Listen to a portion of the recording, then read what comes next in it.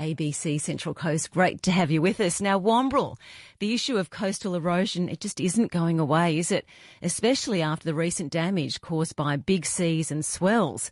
There are calls for a joint government approach to combat the issue, but is that possible?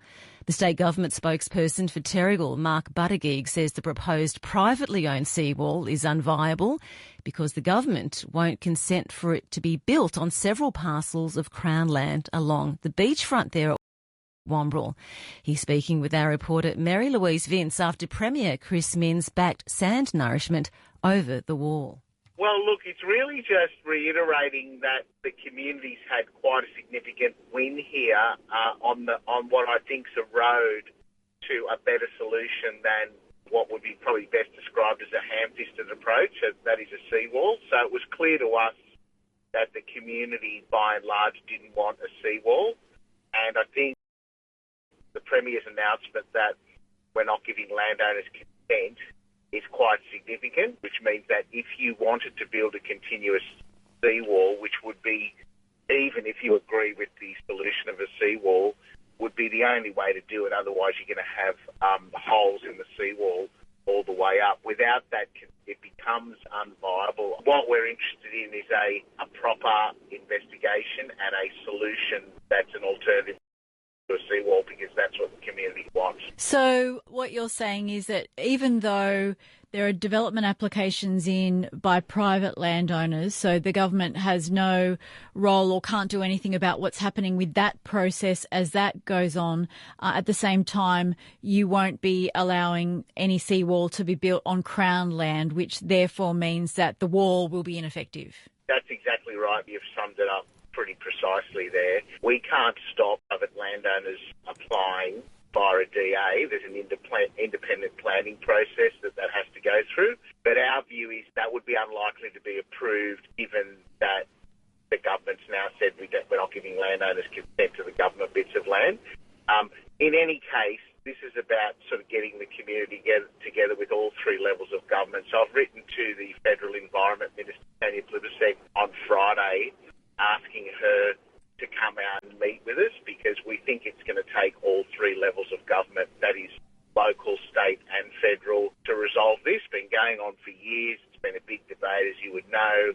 We just want to move on now and find an alternative solution. Sand nourishment's one, obviously, but we just want to sit down with experts and the community and move forward on it. There's a federal election campaign, as you know, going on at the moment. So really, are you going to also reach out to the opposition? Because potentially if they win the election, it won't be Tanya Plibersek that you'll be needing to talk to as well. So you're keeping your options open across all politics to try and sort this problem.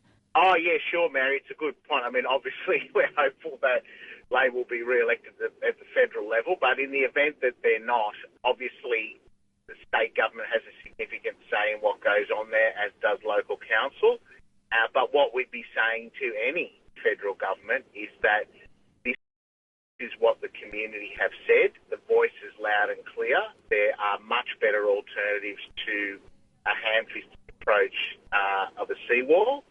And we think we can do better, and we want to sit down with you and sort through it. Why has it taken so long to get to the point where authorities say it's time to get a result for the community, when the Wamberal disaster happened 4 years ago and coastal erosion has been facing Wamberal Beach for decades? Why has it taken so long, and what confidence does the community have that there'll ever be a solution there, given the record? Well, I just think it's a function of there being, as you say, inaction for the last decade. And, I mean, since we've come to government and since I've been the spokesperson for Terrigal, it became obvious to me that there was huge opposition to a seawall, which is probably why it stalled hitherto, because there was such great opposition to it. As you know, council were administration up until recently. They've come out of administration now. We're in government at the state level, and it's our job to represent the interests of the community. So it's our job now to move this forward as quickly as we can. We've been in government for 2 years. We've heard the community, and now we want to move on it. Is the government going to move forward in sand nourishment? That is kind of like what experts say that is the only really viable alternative. I think it'd be a little bit premature for me to announce a silver bullet at the moment. Sure, sand nourishment is one obvious solution, and we have to sit down and look at that. And yes, the dredging machine is certainly an option. And, you know, I think in the long term we're going to have to look at that. But it's really just a case of sitting down with getting local council and the federal government on board so we can come up with a solution across the board. I'm not sure that the Premier was adamant about what the fix was. What he'd say was that we weren't giving landowners consent. There's State Government spokesperson for Terrigal, Mark Buttigieg, speaking with our reporter Mary Louise Vince about the Wamberal erosion problem. It just won't go away, will it?